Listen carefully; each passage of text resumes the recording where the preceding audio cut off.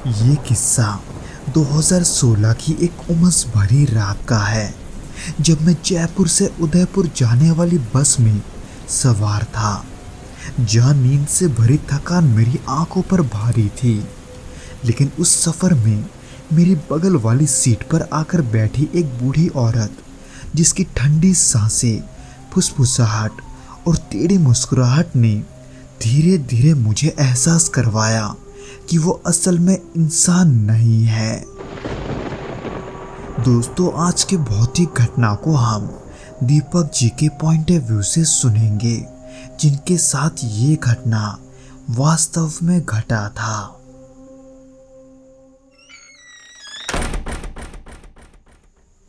ये 2016 की बात है, जब मैं जयपुर से उदयपुर जाने के लिए एक देर रात वाली बस में सफ़र कर रहा था।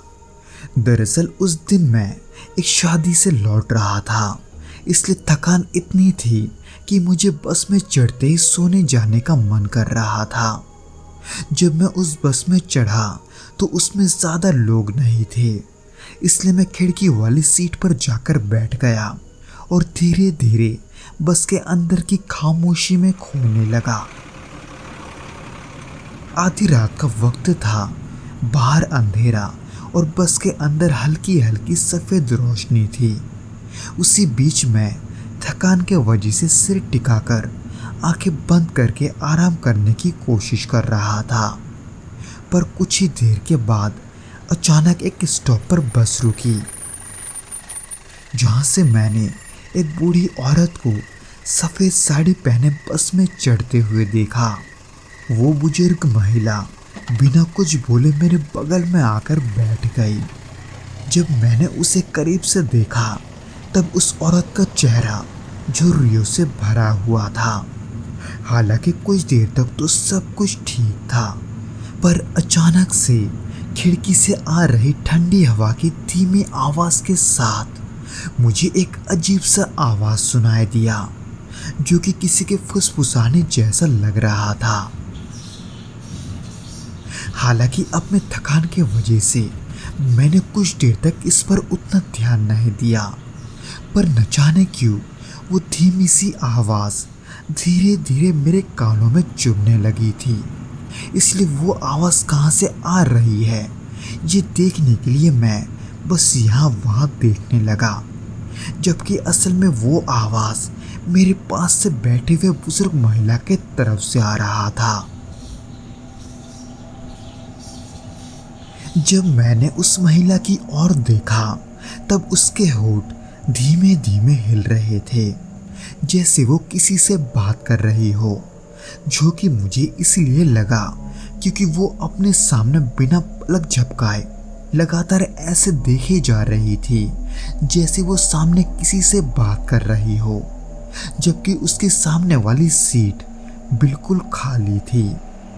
हालांकि शुरू में मैंने इसे बूढ़ेपन का असर समझकर इस पर उतना गौर नहीं किया, पर कुछ देर के बाद जैसे ही मेरी नज़र खिड़की के शीशे पर पड़ी, तब मुझे उसमें अपनी हल्की सी परछाई के अलावा एक अजीब सा चेहरा दिखा, जो कि उस बुजुर्ग महिला जैसा बिल्कुल नहीं था।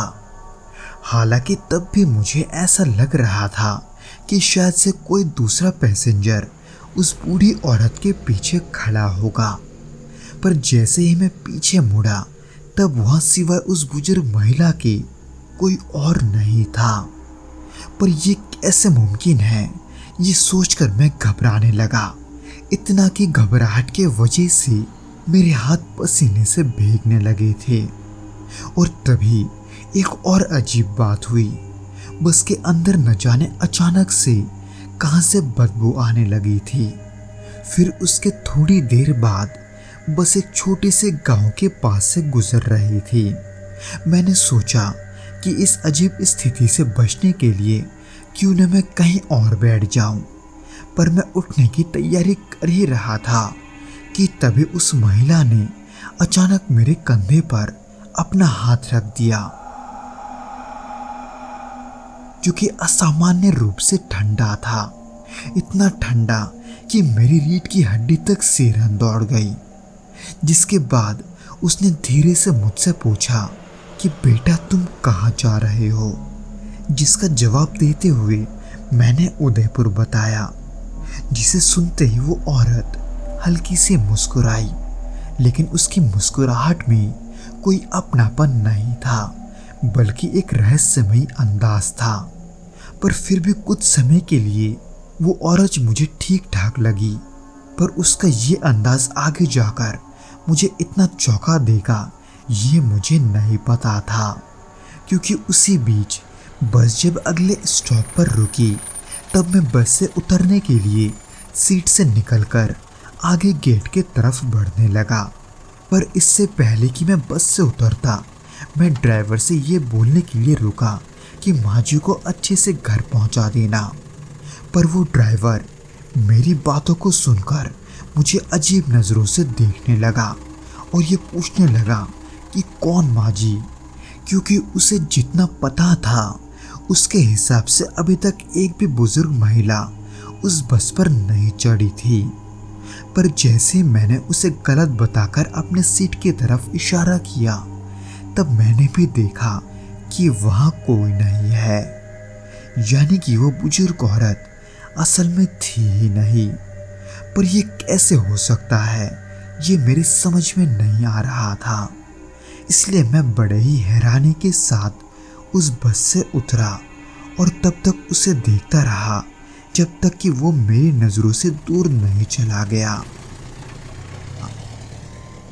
हालांकि उस रात के बाद भी मैंने कई बार उसी रास्ते पर उसी बस में सफ़र किया है, मगर वो बुजुर्ग औरत फिर मुझे कभी नहीं दिखी, या शायद मैं ही उसे फिर से देख नहीं पाया। लेकिन आज भी जब उस सफ़र को याद करता हूँ तो वो फुसफुसाहट जैसे अब भी मेरे कानों के पास सुनाई देती है। खिड़की के शीशे पर परछाई के साथ दिखता वो अजनबी चेहरा, सीट पर महसूस हुआ वो बर्फ सा ठंडा हाथ, और सबसे ज़्यादा वो मुस्कुराहट जिसमें ज़रा सा भी अपनापन नहीं था, बस एक रहस्य में सर्दपन था जो सीधा मेरी रीढ़ में उतर गया था। कभी कभी लगता है वो सिर्फ उस रात की बात नहीं थी, शायद वो आज भी कहीं आसपास ही है, बस हमें दिखाई नहीं देती। और शायद अगली बार जब मैं रात की किसी सुनसान बस में सफ़र करूँगा, वो फिर से मेरी बगल वाली सीट पर आकर बैठ जाएगी, बिना आवाज़ किए, बस उसी मुस्कुराहट के साथ। तो दोस्तों, ये तो था वो घटना जो कि दीपक जी के साथ घटा था। उम्मीद करता हूँ कि आपको ये वीडियो पसंद आया होगा, और अगर आया हो तो प्लीज़ इस वीडियो को लाइक करके इसे अपने दोस्तों के साथ शेयर ज़रूर करना, और हमें कमेंट करके ये ज़रूर बताना कि आपको ये वीडियो कैसा लगा।